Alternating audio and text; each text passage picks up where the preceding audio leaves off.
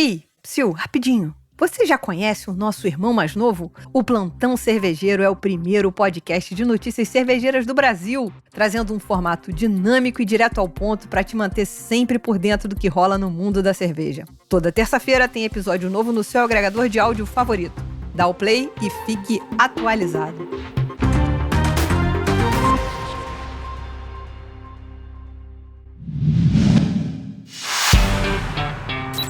A melhor palavra pra fazer piada é enzima, cara. Porque se tu deixa acumular, fica uma em cima da outra.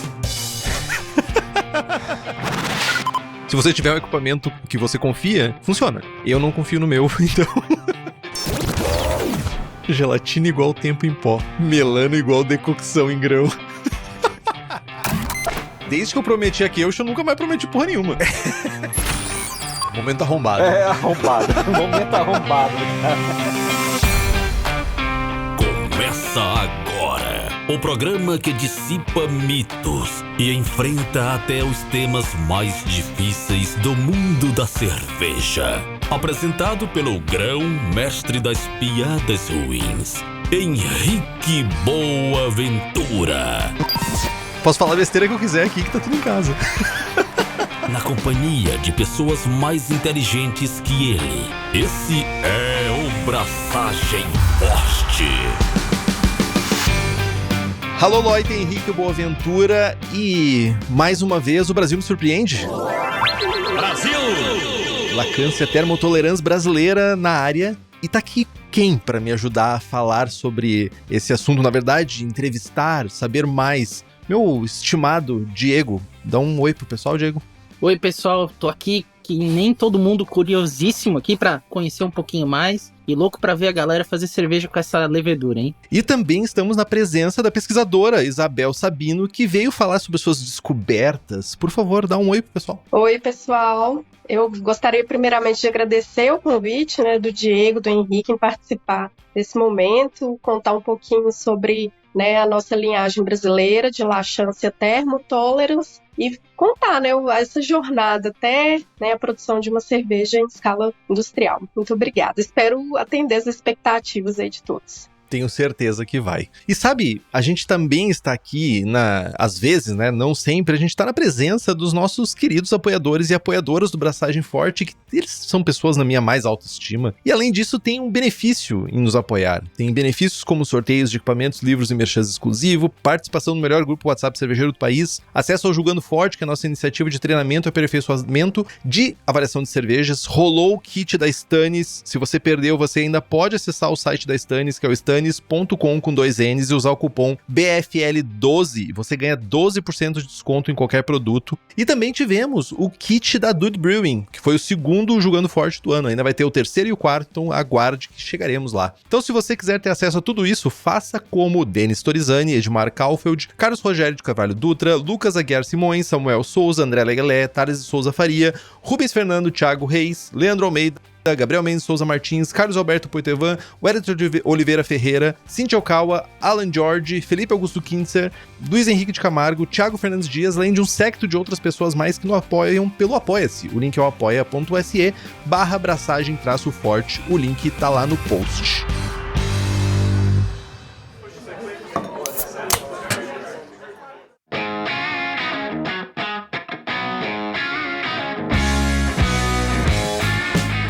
Começando agora realmente o conteúdo, eu queria saber quem é Isabel Sabino, e como que começou essa tua trajetória na pesquisa com leveduras, micro-organismos, etc. Principalmente onde a gente quer chegar aqui.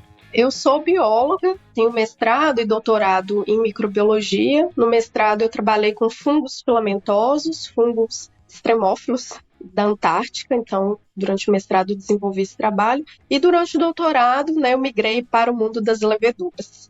Comecei a trabalhar com o professor Carlos Rosa. Eu trabalhava no início do meu primeiro projeto de doutorado, era com leveduras para a produção de biosurfactantes. Durante essa trajetória, eu tive a oportunidade de trabalhar numa cervejaria, como supervisor de laboratório na cervejaria Verace. Foi aí que tudo começou, Então, eu trabalhei com a parte de qualidade durante 3 anos, E durante, esse momento, eu me vi com um projeto de doutorado que não tinha nada a ver com cerveja, e a gente vai se envolvendo cada vez mais, né, com processos, enfim, é um ambiente muito novo para mim naquele momento, então eu precisava buscar mais conhecimento. Então eu sugeri para o meu orientador trocar de projeto de doutorado. Então eu migrei para a produção, né, para trabalhar com cerveja. Então ele me deu eu lembro como se fosse hoje, ele me deu uma folha com alguns tópicos de projetos. E aí eu fui lá para Veraz conversar com o Túlio e falar: Túlio, o que você acha desses projetos aqui que são interessantes? E aí o Túlio falou assim: olha, eu adoro cervejas ácidas. E tinha lá um tema, né, que era acidificação primária, que é o termo científico, né, que a gente dá para esse comportamento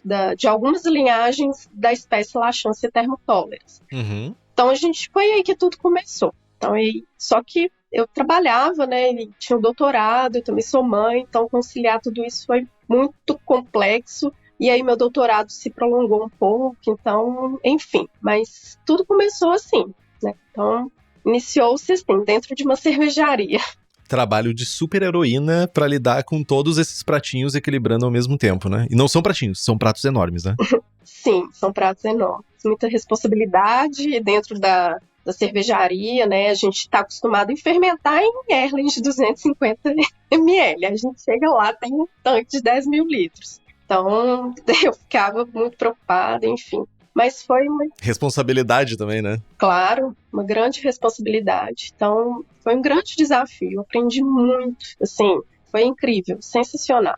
E eu entendi que daí, beleza, desse teu doutorado, que ele tinha algumas oportunidades, né, de tópicos a serem explorados. Dentro da cervejaria, tu casou os dois mundos, né? Tu casou, olha, eu tenho esse tema aqui pro meu doutorado e como já tô em cervejaria, talvez faça sentido. Mas esse interesse por leveduras selvagens, principalmente espécies brasileiras, e eu falo espécies porque eu sou burro, basicamente. Eu não sei se é espécie é o termo correto, mas essas espécies brasileiras surgiu já nesse momento ou foi depois, continuando com o doutorado, que tu te encaminhou para leveduras selvagens brasileiras? Processo, né? É um processo até a gente compreender termos de mercado, que a referência, quando a gente começa a trabalhar com levedura, é uma referência internacional. Mas aí quando a gente começa a entender o processo, entender sobre as leveduras, e entender o potencial, né, que o Brasil tem em termos de biodiversidade, aí a gente começa a construir esse caminho, né? Então foi um processo mesmo, não foi de cara, vou trabalhar.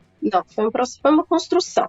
E o meu orientador, né, o professor Carlos Rosa, ele sempre bate nessa tecla de usar a biotecnologia, as leveduras como uma ferramenta de biotecnologia para a produção de algum produto. Então, ele já tem uma história com produção de cachaça, então ele nos induz a isso também. Uhum. E é claro que com essa biodiversidade que o Brasil tem, né, esses biomas que a gente tem para explorar, a gente sabe que a floresta amazônica é hotspot. Então, a gente precisa explorar e preservar esse ambiente. Então, a gente vê nos trabalhos científicos o quanto de espécie nova ainda é descrita em termos de levedura, tá? Ainda, eu não sei, não vou lembrar números aqui, mas ainda é muito subestimado. O que se estima é muito longe do que nós já temos. E aí, essa foi uma construção mesmo, sabe, Henrique? Uhum. De compreender o potencial e ir trabalhando, entendendo. Porque dentro de uma cervejaria a gente tem vários mundos. A gente tem a qualidade, a gente tem a abraçagem, a gente tem boas práticas de fabricação. Então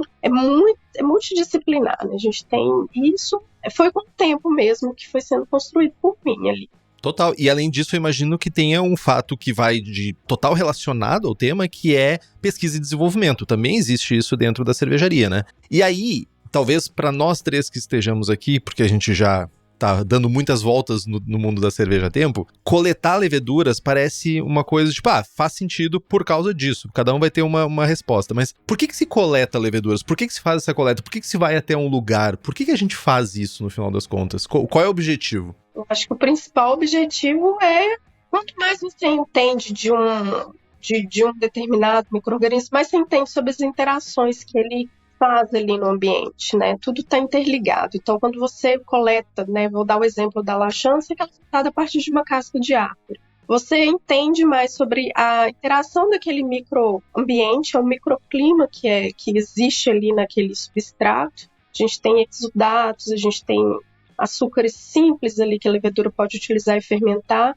E a gente tem conhecimento básico sendo gerado para compreender outras ferramentas mais sofisticadas em termos de edição gênica, de expressão gênica. Então, são construções, são tijolinhos que a gente vai colocando. A gente pensa ali num micro-organismo que é invisível, né? Dentro da floresta, a gente pensa só na parte da fauna e flora, mas existe ali a microbiota também dentro de uma floresta. E ela faz parte daquele ecossistema, ela tem um papel ecológico ali. Né, ela principalmente relacionada aos insetos, né, besouros, drosófilos, enfim, tem uma série. Então tudo está interligado ali.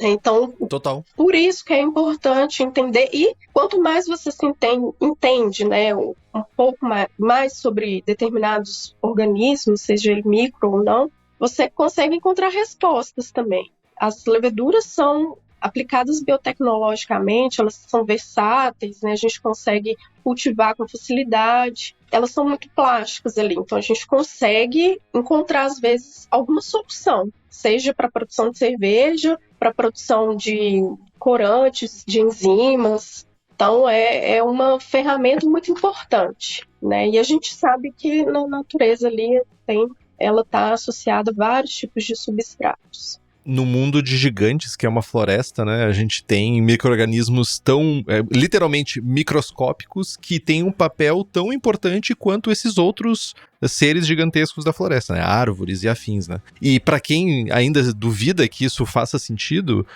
estudos indicam que uma das cepas, né, que foi responsável pela mutação da levedura Lager tem tudo para ter vindo de uma casca de árvore, da Patagônia. Então, tipo, não é pouca coisa que a gente tá falando aqui. Sim. Atenção, cervejeiros e cervejeiras, chegaram as novidades de julho do Lamas Brew Shop. Sempre com muitos benefícios para quem já é apoiador e apoiadora do Braçagem Forte, mas agora também para os ouvintes fiéis. No Lamas Brew Club, presta bastante atenção. Usando o cupom BF100, você garante frete grátis no ciclo da Blonde Verso para as regiões Sul e Sudeste. Agora, se você está em outras regiões do Brasil, o cupom BF50 dá 50% de desconto no frete para o mesmo ciclo. Ah, e o nosso cupom Braçagem Forte, tudo junto, continua ativo, garantindo 5% de desconto, mas agora aberto para todos os ouvintes do podcast. Claro que tem mais vantagem para você que é apoiador e apoiadora do Braçagem Forte. O cupom que antes era de 5% agora passa para 10% nas compras a partir de R$200.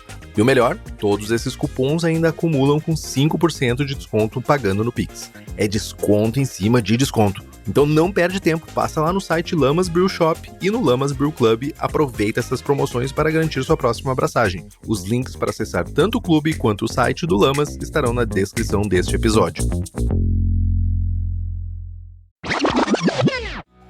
Pois Henrique, agora a Isabel já deu um leve spoiler ali, falando da onde que ela tirou essa coleta, né? Da onde que veio essa levedura, né? E foi muito legal que quando eu chamei a Isabel para trazer ela aqui para essa entrevista, eu não sei se ela falou só para me deixar mais animado, assim, né, só para não me fazer passar tanta vergonha, mas ela disse que escutou a Hora Ácida e elogiou o nosso episódio sobre coleta de micro-organismos. Olha só. E é muito legal que esse episódio tá vindo logo depois daquele, e eu acho que, assim, uma das perguntas que eu gostaria muito de fazer para Isabel, ela, claro, falar um pouco sobre como foi o processo de coleta, né, qual foi a metodologia, né, de coleta, até para que todo mundo que está escutando, né, saber que um pouco do que a gente falou no episódio passado também faz parte um pouco do universo de metodologia científica. Claro que tem enormes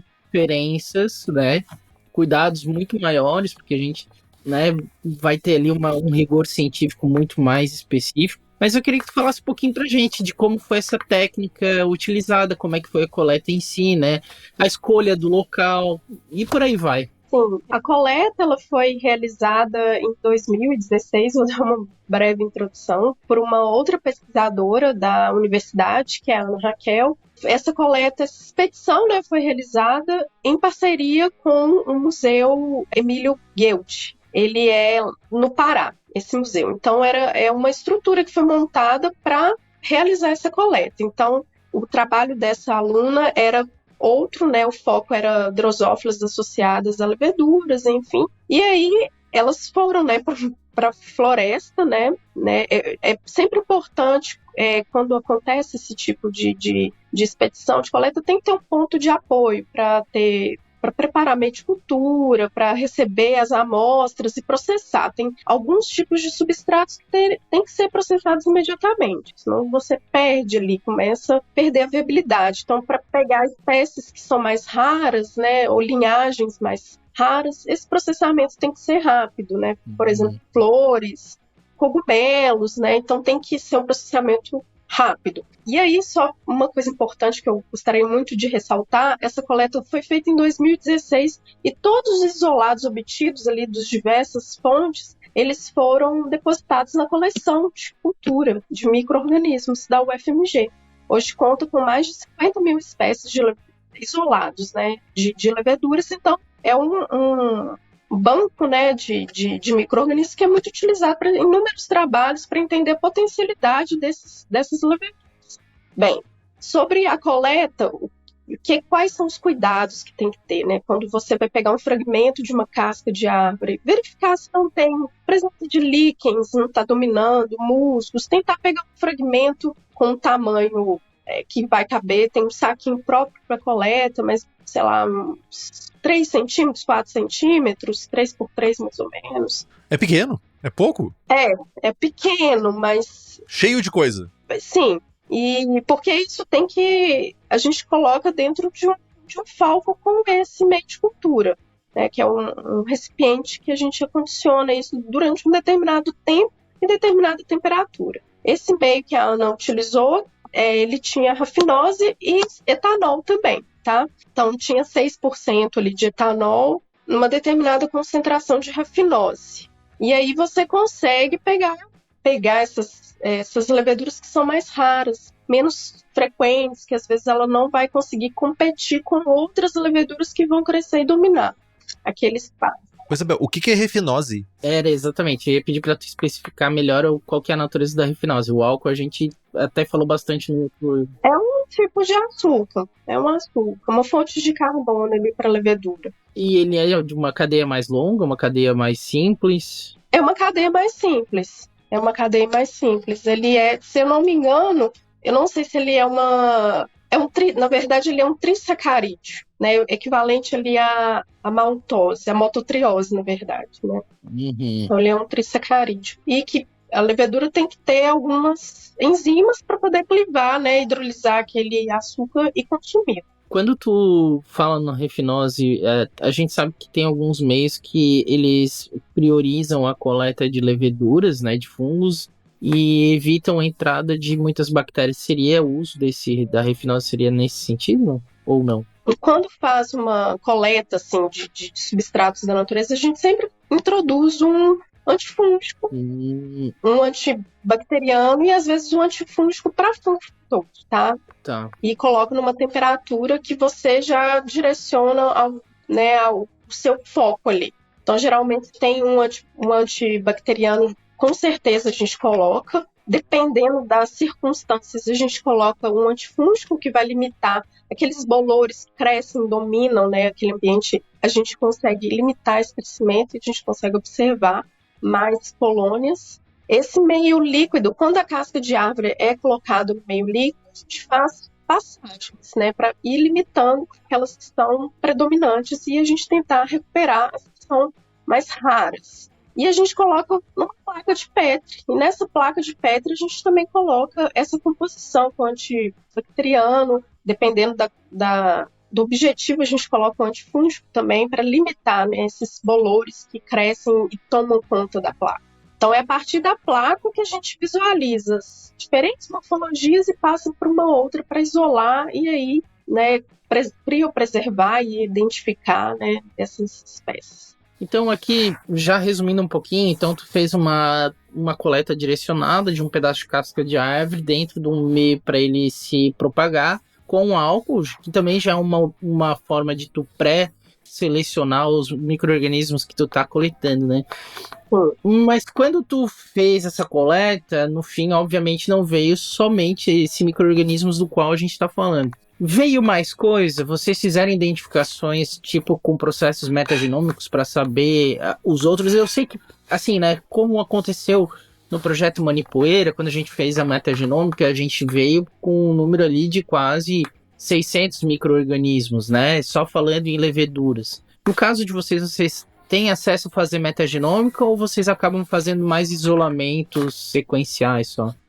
Nesse trabalho em especial não foi feito, faz biologia molecular clássica mesmo, para a identificação dessas espécies, né? Então, existem outros trabalhos que o foco é fazer metagenômica, mas a gente, né, o foco ali do laboratório é pegar os cultiváveis, né? A partir dos cultiváveis que a gente também entende o potencial dele ali para alguma aplicação biotecnológica também. Tem essa questão também. Então, né, o laboratório foca nos que são cultiváveis. Eu não vou saber falar direitinho para vocês quais outras espécies dessa coleta que vieram, né? Dessa coleta veio só essa laxância, né?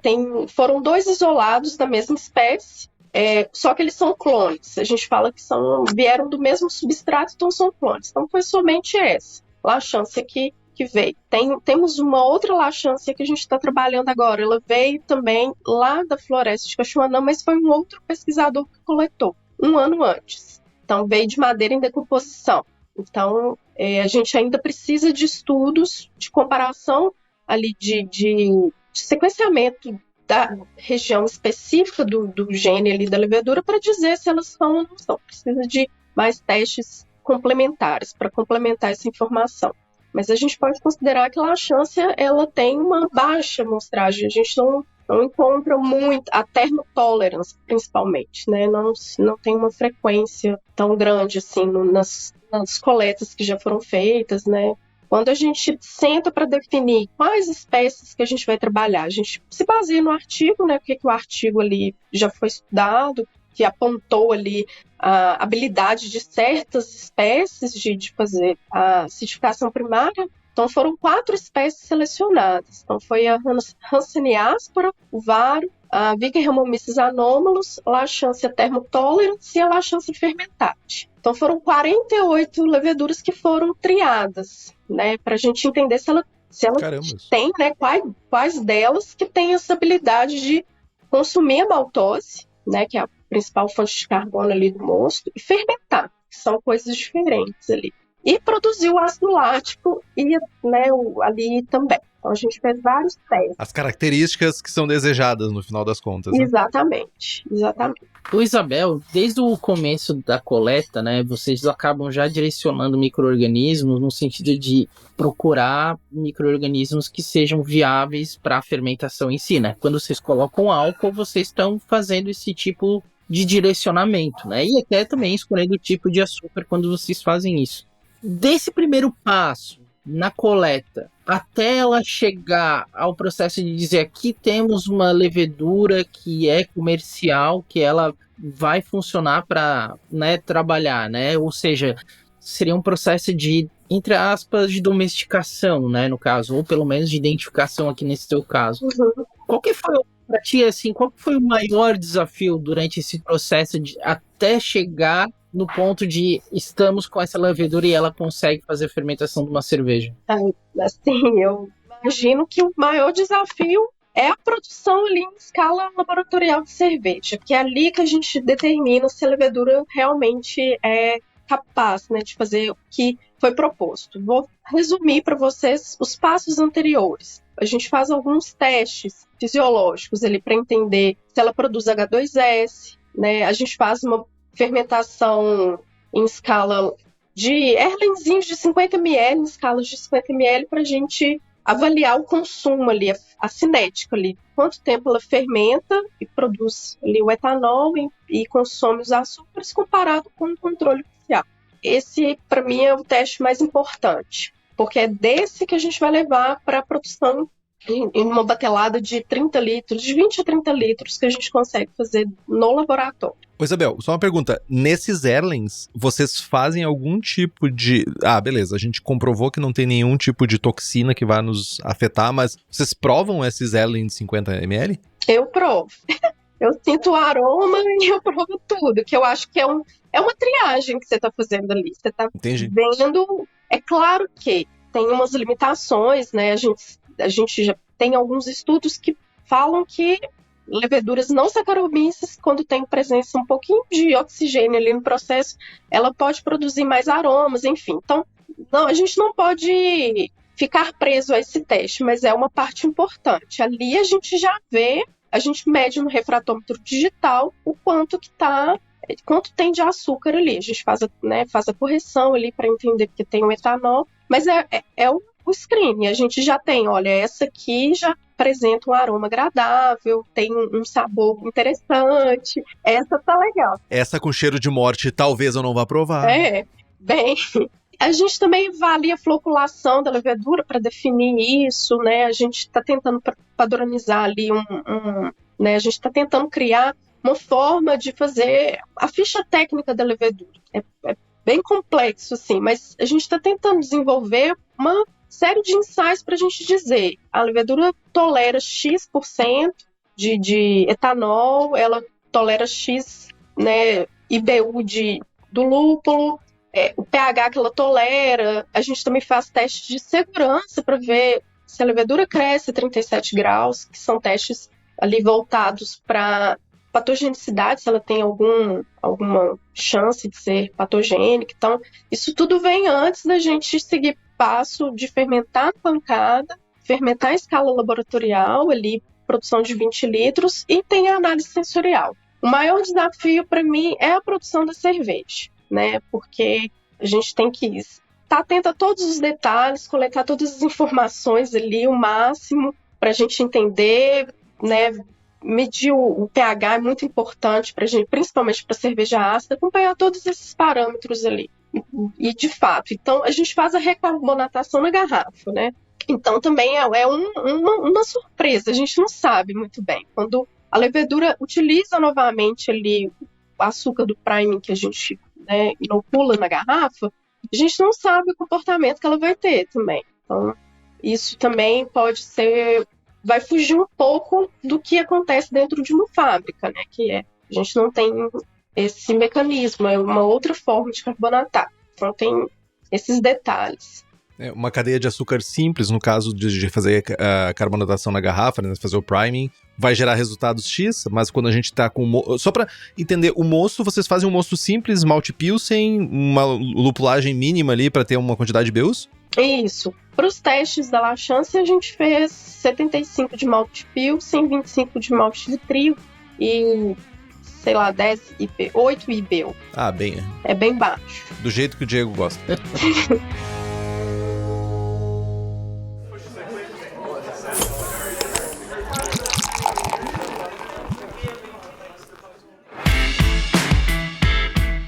Mas falando em lúpulo, o que eu queria trazer é que a gente sabe que o lúpulo ele também é uma maneira que a gente tem de manter o controle, né, da nossa cerveja, né, controle microbiológico da nossa cerveja. E eu sei que você não vai usar para isso especificamente os lúpulos da Hops Company, mas se você quiser aromas e sabores diferenciados para sua cerveja, você deve entrar em contato com a galera lá no hopscompany.com ou chamar a pessoa que já te atende e ter acesso aos lúpulos da safra nova e todos os novos ingredientes que eles estão trazendo para transformar a sua cervejinha em uma cerveja de primeiro nível aqui no Brasil. Então, entre em contato com o pessoal da Hops Company. Isabel, agora falando especificamente sobre a lacância termotolerância, eu acho que é importante também, nem todo mundo conhece esse micro-organismo, e é importante a gente também entender, principalmente falando da que foi estudada por ti, quais são as características que a gente vai ter nesse micro-organismo, né? Por exemplo, começando com o aroma. O que ela produziu nos testes que vocês conduziram de aromas? Sim, o que eu mais percebi durante todo o processo de fermentação, que a gente acompanha todos os dias, pega uma líquida, sente ali o aroma, toma um pouquinho, aí mede extrato, mede pH.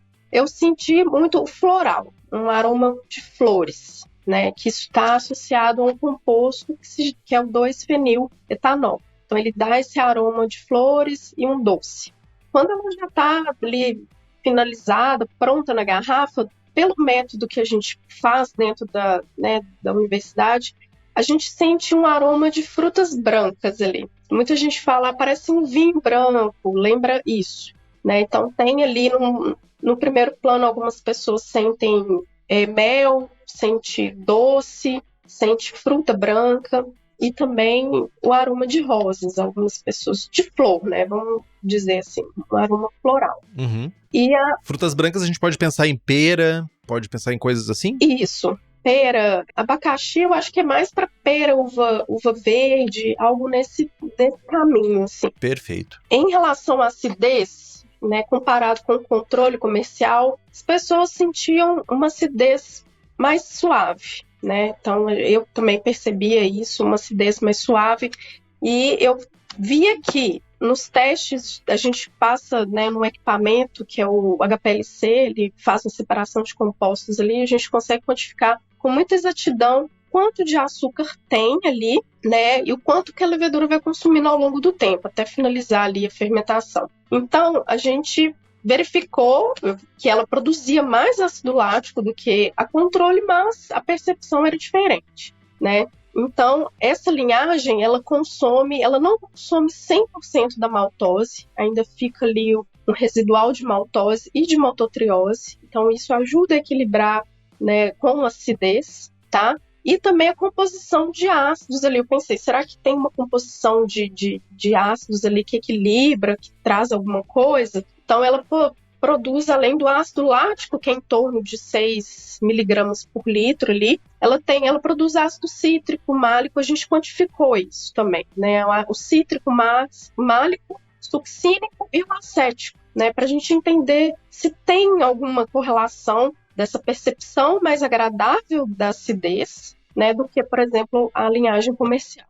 Como é que foi a proporção da acidez acética nessa produção dela? Olha, foi de 0,55 gramas por litro que a gente encontrou, né, no final da fermentação, tá? Versus quanto da lática? 6. Versus 6 gramas por litro. 6. Ah. É que o threshold do ácido acético é bem alto, assim, né?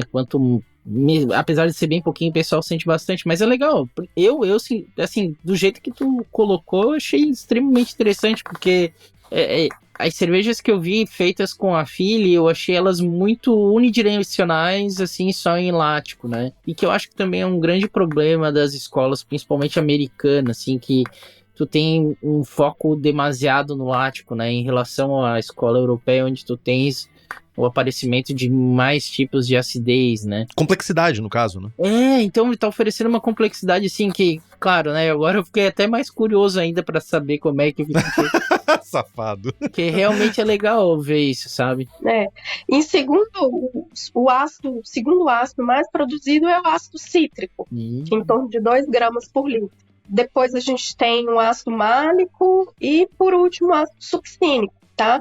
Então, eles todos, o ácido succínico eu acho interessante, mas aí a gente tem que avaliar com muito cuidado, mas é uma característica que eu acho interessante. Ele pode trazer um umami ali para a percepção sensorial. E também o ácido cítrico, que está ali em segundo lugar, ele ajuda no frescor, né? Não ajuda ali na trazer. Então, é bem refrescante mesmo. Quando você toma a base, sem fruta, sem nada. Então, traz essa percepção. Interessante porque não precisa da adição de frutas, né? Eu entendo que essa complexidade seja também um caminho para te não depender necessariamente de frutas, né? Para te gerar uma cerveja legal, diferente, complexa, com, pelo menos minimamente complexa. Mas os sabores, eles são repetidos do aroma? Tipo, reflete o que a gente sente no aroma, nos sabores dessa cerveja fermentada com essa variante? Pode ser variante? Essa linhagem. Linhagem, perfeito. Eu sou burro, nunca se esqueça disso. Não, imagina. Linhagem. Sim, a percepção sensorial que se destaca é o ácido lático e o doce, tá? A gente são essas duas notas que se destacam, né? Esses dois descritores. Então, no aroma, a gente sente mais, né? Mais características ali interessantes, mas na sensação ali de boca, acidez. Mas é uma acidez bem suave, bem mais delicada ali do que, por exemplo, a controle. Mas perceptível. É uma acidez que ela é mais suave, mas ainda assim é uma acidez perceptível. Sim, é perceptível. Perfeito. E durante qual foi o regime de temperatura usado para essa fermentação? Eu imagino que vocês tenham estressado uma gama de valores, né? Para fermentar ela, ou só fermentar a uma temperatura? Porque a gente também trabalha, antes da gente levar para produção em escala laboratorial, né, do nosso batch ali de 20 litros, a gente também entende qual que é a temperatura ótima de crescimento da levedura, antes de levar ali para o teste. Então ela cresce numa faixa de 20 a 25, na temperatura ótima dela. E a gente levou a fermentação a 22 graus. Tá? A gente pegou ali um meio do caminho. Então, os testes que nós fizemos foram todos a 22 graus, Henrique. Perfeito. Na cervejaria também foi 22. Soltamos no final ali para 25, para finalizar. Parece ser uma faixa de temperatura comum, né, para esses micro-organismos, que se a gente for ver Philly Sour, Brew Acid ou até o CVE7, todos eles dão essa faixa de 19 até 27, com as suas variações aí dentro de cada fabricante, né? E como é que é a floculação dela? A gente falou isso antes, como é que é a floculação dessa cerveja? Ela flocula muito bem, ela tem um índice, né, a gente faz um teste em laboratório que a gente prepara um meio ali, um reagente específico, né? Verifica se ela forma grumos aglomerados de células. Não é uma característica dessa linhagem, ela não forma grumos, né? Uhum. Mas ela tem uma alta floculação, que é definida a partir desse... Isso, alta floculação. Né? Isso é muito importante, né? Compreender ali. Total, até para entender mercadologicamente falando, né? Para saber, tipo, o que a gente tem, se precisa filtrar, se não precisa, se ela precisa de tempo de tanque, vai muitas coisas, além do próprio fato da quantidade de açúcar que ela consegue consumir, se ela não flocula prematuramente, tudo isso que seria problemas, né? Exato. E vocês chegaram a estressar também limites de tolerância a álcool, ou vocês ficaram no limite, vocês conseguiram validar isso também, se ela tem uma tolerância a uma porcentagem maior de álcool? Sim, a gente fez testes de um range de 5 até 10% de álcool. Então a gente entende que ela tolera bem até 6% de álcool. 6% ela se reproduz corretamente, ela faz seu processo metabólico correto? Exatamente. E eu tenho certeza que é uma outra dúvida que ocorre muito comumente, que é a tolerância ao lúpulo, né? Porque quando a gente fala de lactobacilos, por exemplo, né, a gente sempre fala que para usar lactobacilos a gente tem que usar uma quantidade limitada de lúpulos, até 5 IBUs, justamente pela questão de que um valor alto de IBUs vai afetar a reprodução de lactobacilos, né? Muitas bactérias, inclusive. Isso também foi testado para essa linhagem? A gente está tentando fechar uma metodologia para testar, né? Não é fácil trabalhar com extrato de lúpulo, né? Muito sensível ali, então eu ainda não... A gente já fez vários testes. Nos testes que a gente fez, ela está saindo super bem, mas ainda eu sugiro trabalhar na faixa que a gente já produziu as nossas cervejas ali, que é até 10 BU, mais ou menos. Tá? Então ainda isso está sendo construído, gente. Não é fácil. A gente trabalha ali. Não, em nenhum momento eu imaginei que fosse fácil. Por isso que eu sempre sou a favor de soltar na mão do caseiro, que faz um monte de loucura e vai testando, e daí vai pegando os resultados. Sim, isso é muito importante. Não laboratorial, mas é legal fazer isso. Isso é importante. Laboratório de louco, né? É. Mas eu acho sensacional. Cervejeiro caseiro é super criativo, né? É bem legal. Eu venho de uma realidade de fábrica, né? Então tudo já tem uma estrutura ali para te atender, para você conseguir fazer. Então o caseiro ali, ele tem que improvisar e fazer. Eu acho incrível. Até eu acho que fica uma sugestão, Henrique, para quem sabe num próximo concurso ter uma, vamos dizer assim, não estilo, mas a gente colocar uma faixa ali de teste dessa levedura, né? Pra gente ver o que sai de produção ali, né? Mas principalmente sem o uso de adjuntos ou, né, qualquer outra, ou frutas, por exemplo, porque senão a gente não vai entender como é que a levedura trabalha, né? Eu sei que a gente sempre fica muito com vontade de querer fazer com fruta e tal, mas, assim, para quem tá produzindo pela primeira vez, é sempre importante fazer sem nada, né? Para entender como é que é o perfil dessa levedura, né? Sim. um ponto de partida também para teste em laboratório. A gente usar uma base mais neutra, uma composição de malte mais simples, pouca lupulagem, para a gente entender o que a levedura pode trazer ali, né? Como ela se comporta. Então é uma ponto de partida pra gente dentro. E esse foi o mote do Manipoeira Selvagem, né? Exatamente. Tipo, baixa lupulagem, perfil neutro de malte, exatamente pra, tipo, refrear a galera a jogar muita coisa louca, assim, né? E jogo. Mas sempre tem. E joga. Ô, Isabel, tu falou de um dos sensoriais que, tanto no aroma quanto no sabor, que é dulçor. A gente não falou de capacidade atenuativa dessa linhagem. A gente tá falando de quantos por cento de atenuação que ela consegue chegar? A gente já chegou em 72%, tá? 72%. É uma atenuação, como eu acho que é importante a gente deixar isso claro, que é uma levedura que provavelmente nunca entrou em um ambiente fermentativo de cervejaria. Ela não está trabalhando, é diferente de uma Saccharomyces cerevisiae que foi domesticada, que está ali, que né, a gente não quer competir com esse perfil, a gente quer Sim, claro. entender as características, né, dessa levedura para cervejas ácidas ali, para facilitar o processo e trazer produtos diferentes ali. Então, essa levedura, né, essas leveduras cervejeiras, elas precisam usar a maltose, que é um discarídeo, né, o açúcar predominante ali do mosto, então ela precisa de uma maquinaria enzimática para quebrar, né, esse açúcar e utilizar. E como a laxância, ela divide ali o metabolismo dela para a produção de ácido lático e para a produção de etanol, ela tem ainda esse desafio de consumir a maltose e ainda tem desafio ali de dividir a sua via ali metabólica para a produção de ácido lático. Então, exige-se muito dela. Então, se o cervejeiro puder trabalhar com uma rampa de mosturação que vai favorecer, né, a beta-amilase trabalhar ali para entregar açúcares mais simples para ela, melhor. Então, é isso que a gente recomenda, é isso que os cervejeiros que querem testar, é importante ter consciência, né, disso. Tem uma pergunta que a gente não colocou na pauta, mas que me surgiu agora, Isabel, e talvez vocês não tenham testado ainda isso, mas pode ser que vire futuramente um teste. Por exemplo, principalmente CV7 Brew Acid, a Philly Sour não me lembro de ter essa recomendação. Fala-se sobre usar açúcares simples como maneira de aumentar a sensação de acidez da cerveja. Até 10%.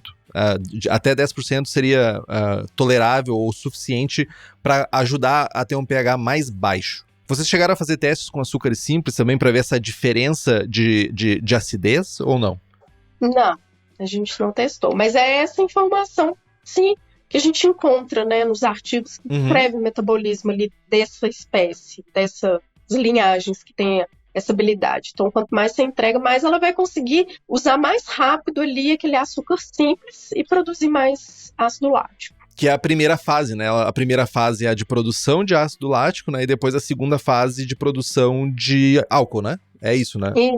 Isso. O piruvato ali, primeiro, ele é mais rápido ali a produção de ácido lático e demora um pouquinho mais para o etanol, né? Então, com 24 horas, a gente sai com um pH de 5,2, 5,4 e já cai ali para 3,8, mais ou menos. 24 horas? Foi essa experiência que nós fizemos. Mas então ela é muito mais rápida que o CV7, porque o CV7 eu acho que ela leva uns 3 dias para chegar nessa acidez. A produção lá na Verace foi esse o dado que a gente teve. Foram 24 horas, o pH já estava abaixo de 3 ali. Abaixo de 4, desculpa, gente, abaixo de 4. Abaixo de 3, o Tainha tava quase indo buscar umas cascas de árvore pra testar ali. É isso. Outra coisa também, o grande facilitador, vamos chamar assim, o facilitador, o que chama atenção no meio cervejeiro da lacância, principalmente a termotolerância, é a facilidade de poder usar somente ela para acidificar uma cerveja, né? Que ela consegue fazer a fermentação ácida, né? Fazer a fermentação, gerar ácido e fazer a fermentação alcoólica. Os testes que vocês fizeram, eles foram somente com ela isolada? Fermentação só com ela ou chegaram a testar ela junto com uma Saccharomyces, por exemplo? Não, a gente não fez um teste com uma Saccharomyces, mas eu já li alguns trabalhos que quando faz uma cofermentação com Saccharomyces cerevisiae, a laxância tende a expressar genes para a produção de outros tipos de aroma. Ela consegue produzir mais aromas, principalmente o 2-fenil-etanol. Ela consegue aumentar essa quantidade, né? E não li o artigo por completo, não sei pegar o porquê disso, mas existem trabalhos que trabalham, né, a cofermentação ali com o Saccharomyces cerevisiae, principalmente na produção de vinhos, né? Entendi. É uma dúvida só, porque eu sempre usei ela isolada e eu acho que geral usa ela somente isolada justamente pela facilidade. Se eu tenho uma que vai fazer tudo, por que eu vou botar duas? Não vou estragar meu rolê aqui, vou fazer diferente. Mas eu acho importante a gente também deixar bem nítido para as pessoas entenderem como é que está sendo o processo de descobrimento, tudo isso, do real do uso no dia a dia, né? Então, acho mega importante. E você que fica curioso ou curiosa com levedura, essas coisas diferentes, eu queria lembrar também que a Levitec tem leveduras ales, lagers, brett, bactéria e tem de tudo para ti lá. Você vai encontrar alguma coisa para fermentar o seu mosto, tanto para cervejarias quanto para cervejeiros caseiros. Então tem de tudo. Também tem leveduras para outras bebidas, que a gente falou aqui, hidromel, cidra, whisky, cachaça. Entra no site levitec.com.br e faz as tuas compras. E Henrique, importantíssimo falar também que a Levitec também tem leveduras brasileiras, né? A Coisa Linda, por exemplo, usa somente leveduras brasileiras e principalmente somente leveduras de Floripa. Então a gente tem uma linhagem ali da LY53, LY54, que são as que a gente usa, que são os Saccharomyces e outros tipos de leveduras fermentativas que têm feito uma grande diferença para a gente, né? Então, como usuário da Levitec, eu sempre fico muito feliz em usar leveduras brasileiras, né? Mas agora a pergunta que não quer calar, indo na mesma questão, é: quando é que nós vamos poder botar a mão nesse bichinho aí, Isabel? Onde é que vai ser vendido? Por onde vai? Cadê o sachê? Cadê? Todo mundo quer saber. Quando eu dei uma repostada lá no conteúdo, tu não sabe, olha, eu acho que veio uns 10, 12 comentários, pergunta mas onde que vai sair? Onde é que vai sair? Se puder falar pro pessoal aí, tirar essa dúvida, o pessoal com certeza tá louco para saber. Pois é. Então, o Laboratório da Cerveja, né, ele tem uma parceria nasceu dentro do laboratório, né, do professor Carlos Rosa. Então, a comercialização vai ser feita através, né, das meninas do Laboratório da Cerveja. E existe um trâmite, né, que precisa ser feito dentro da universidade para disponibilizar, que é o processo de licenciamento e tal. Então, isso já está acontecendo, então temos que aguardar aí para conseguir viabilizar, né, de uma forma, sim, né, ok para todo mundo ali, mas estamos nesse trâmite. Eu acho que o Laboratório da Cerveja já deveria abrir uma fila de espera, o pessoal ir lá, botar um notinho, aí tu vai lá e fica esperando. O pessoal tem que começar a ser mais paciente, mas eu acho que é muito legal se eles chegassem e abrissem uma lista de espera para todo mundo já receber o sininho ali quando ficar disponível. Se tiver tudo pronto, né? O sininho, tu tá achando que é YouTube, meu jovem? Claro, mas vai vir e-mail assim, e-mail marketing. Sininho. Alô, Laboratório da Cerveja. Mas eu acho legal e eu acho muito massa que, real, eu vejo um mercado acontecendo pra esse tipo de levedura, pra esse tipo de micro-organismo, porque eu falo, tipo, a gente tem dois universos aqui, né? Tem o universo do Diego, que é o universo comercial, profissional, e tem eu que sou tosco e faço minha cerveja em casa e acompanho o universo caseiro, né? As pessoas caseiras não necessariamente são toscas, mas eu sou. Então eu vejo que a galera usa e abusa dessas leveduras, gosta muito justamente pela facilidade que ela traz de fazer fermentação usando uma levedura só. Exato. Então por isso que eu vejo um mercado onde as pessoas vão comprar esse tipo. É um acesso, né? Que você tenha um outro estilo ali, um outro estilo de cerveja, um acesso maior, mais segurança, mais facilidade. E até mesmo para cervejarias de médio porte também. Eu acho que é muito complicado ali a logística de preparo. Eu já participei de produções de keto sour, né? Com a certificação feita por lactobacilos, então é um rolê, assim, bem para você controlar a entrada de oxigênio, preparar aquele ambiente. Você tem os desafios, às vezes a produção de ácido lático supera o que você gostaria, aí gera uma acidez que não é tão bacana ali para cerveja, enfim.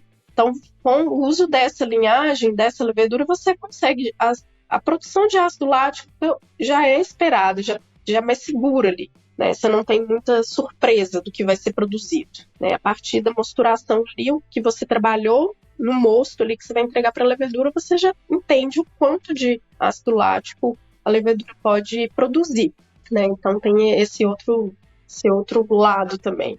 Ou seja, né, alô, produtores de Catarina Sour. Vamos parar de fazer Kettle Sour e tirar aquela desculpa dos invejosos de dizer que isso daí é uma Berliner Weiss, né? Pois é. Então é uma alternativa, e eu acho que o perfil da Lachantia é um perfil mais neutro comparado com outras leveduras que a gente já testou para a produção com esse mesmo perfil, né? A gente consegue que a fruta apareça muito bem, né, ali na cerveja. Então, nessa produção que nós fizemos com a Ibirá, a fruta dominou ali o aroma, né, e foi muito bacana. Eu acho que é mais uma forma de explorar, né, a identidade brasileira através da fruta. Eu acho que é uma outra bandeira importante ali que a gente levanta, né, para explorar ao máximo ali o que a gente tem de mais interessante aqui em termos de frutas regionais de cada estado. Acho que dá para fazer um projeto muito maior, né? Ibirá caminhando pelos estados do Brasil aí, testando frutas diferentes, isso é muito legal. Total.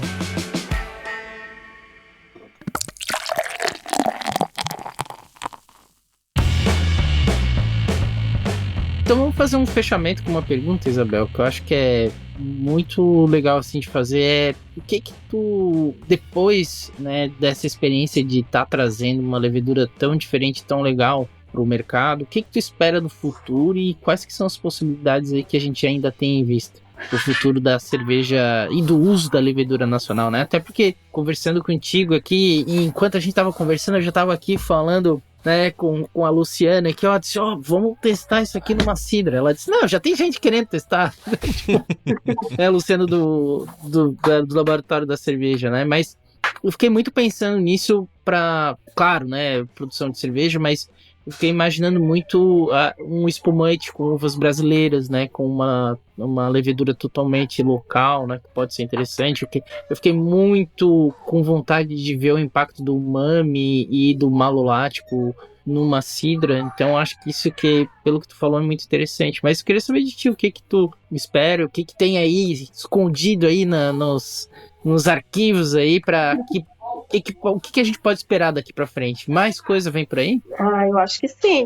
A gente já tem, né? Eu já até comentei com você, né, Diego? Temos outras linhagens de Lachantia testando para ver, né, o potencial delas, entender ali se é melhor ou não. Acho que não existe melhor ou, né, ou pior, existe a característica da levedura. Acho que a gente tem que pensar ali na característica que ela dá, é uma característica. Né? Então, entender isso e testar para outras bebidas fermentadas. Né? Eu acho que o meu grande desejo é testar em outras bases, entender o comportamento dessa levedura em outras bases, produzindo outras bebidas brasileiras ali, explorando nosso território, a riqueza ali de diversidade, de todos, a diversidade microbiana, botânica, enfim, todo o nosso potencial ali. A gente acha que é super capaz, né? Quem sabe a gente acha uma levedura ideal aí para Cauim. Para Cauim, para Titia, fiquei pensando em vários vinho de caju. Sim, a gente tem outras espécies também, não só a Lachantia, mas a gente tem já outras espécies de leveduras que a gente vem estudando e compreendendo para entender. A gente testa primeiro para cerveja, né? Que eu acho que é a bebida ali que eu acho que é a mais desafiadora, não sei. Bem, eu acho que seria cerveja. E aí a gente ir puxando para outras bebidas fermentadas. Acho que a gente tem muito para explorar nesse sentido. Eu ia dizer que hidromel é muito fácil, é só jogar água e mel que tá feito o carreto, mas a galera, como é que é? Os meleiros, é meleiros que chama quem faz hidromel? Tem um nome bonito e bodoso para quem faz hidromel, e vai me odiar por eu falar isso, mas não, hidromel também tem suas complexidades. Isabel, eu queria deixar um espaço para ti, se tu quiser deixar teus contatos, tuas redes, agradecimentos, etc. Por favor, o espaço é teu agora. Tá, obrigada. Fica à vontade. Eu acho que hoje, eu vou falar que hoje é o dia da gravação do podcast, né? O Dia Nacional da Ciência e do Pesquisador, então é uma data muito significativa para a gente que trabalha dentro de um laboratório de pesquisa. Hoje em dia eu sou bolsista do INCT Leveduras, né? Então é um projeto que envolve mais de 11 universidades, se não me engano, no Brasil todo. Então é um projeto muito grande, muito importante, que fomenta a aplicação biotecnológica, né?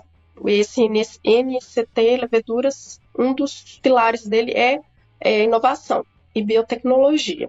Então, agradecer, né, essa oportunidade, dizer o quanto é importante investir em pesquisa para que a gente se torne autossuficiente, né? Eu acho que o Brasil é totalmente capaz, mas a gente precisa de investimentos. Também levantar a bandeira de proteger, né, a floresta amazônica e todos os outros biomas brasileiros, porque nele pode ter algum micro-organismo que possa nos ajudar muito aí, não só para a produção de bebidas, enfim.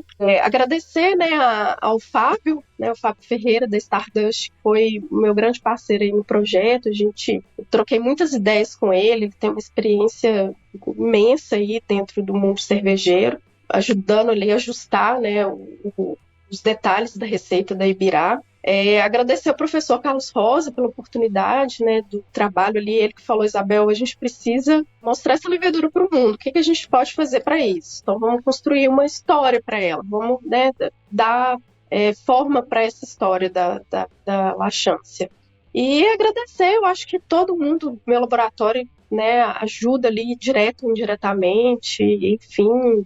É uma rede de apoio muito importante da pesquisa, que iniciou lá em 2016 e a gente está vendo hoje aí alguns frutos e que venham mais frutos, tá? Então siga a gente, ibirá.amazônia, que a gente conta um pouquinho mais sobre a levedura, tá? Fiquem à vontade para seguir. Faremos isso. E muito obrigada, Diego e Henrique, pela oportunidade. Espero ter atendido aí as expectativas e muito obrigado pela oportunidade. Certamente nós que agradecemos a sua disponibilidade, papo excelente, muitas descobertas. Diego, ele começou a babar pelo canto da boca de vontade de testar essa levedura. Eu vi daqui, eu sei que ele tá babando pra isso, mas Isabel, muitíssimo obrigado pela tua disponibilidade, pela tua empatia, o teu carinho, muito obrigado mesmo. E parabéns, né? Parabéns por todo esse trabalho teu e da tua equipe, e que é tão importante para o mercado brasileiro, não só para o mundo da cerveja, que provavelmente vai dar frutos para as outras bebidas. Então, assim, eu acho assim, tipo, é desses momentos que a gente, assim, quando eu disse pro Henrique, vamos gravar uma entrevista logo agora no calor do momento, que é um momento histórico. Eu acho muito legal quando sai uma levedura e a gente poder, né, dar a luz que ela merece ter. Então, parabéns mais uma vez e... Muito obrigada. E soltem a lista lá de espera lá, pelo amor de Deus. Laboratório da cerveja, bora. Que tenhamos outras descobertas logo em seguida. Gente, quero agradecer também Thales de Souza Faria, Denis Feres José, Alessandro Gartner, Paulo Vicente Gomes Silva Filho e Luciano Rogério Rosa. Nos siga no Instagram. Estamos no Spotify, Apple Podcasts, YouTube Podcasts, Deezer. Tá em todo canto. A gente tá em todos os lugares. E se você puder fazer um review, dar estrelinha, comentar, faça isso. É importante pra nós. Significa, vai fazer a gente ir mais longe. É isso que a gente precisa. Compartilhe os episódios com seus amigos e amigas. Tem dúvida, sugestão de pauta crítica, quer anunciar sua empresa ou seu produto, e-mail para contato@braçagemforte.com.br ou mande uma mensagem pra nós. É isso então, pessoal. Braçagem forte. Braçagem forte. Braçagem forte.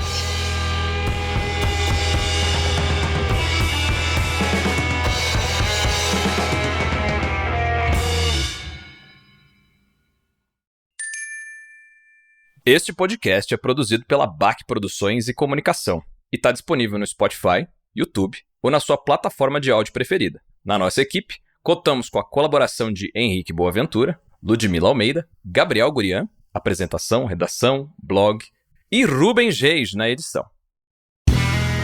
Este podcast foi editado por Play Áudios.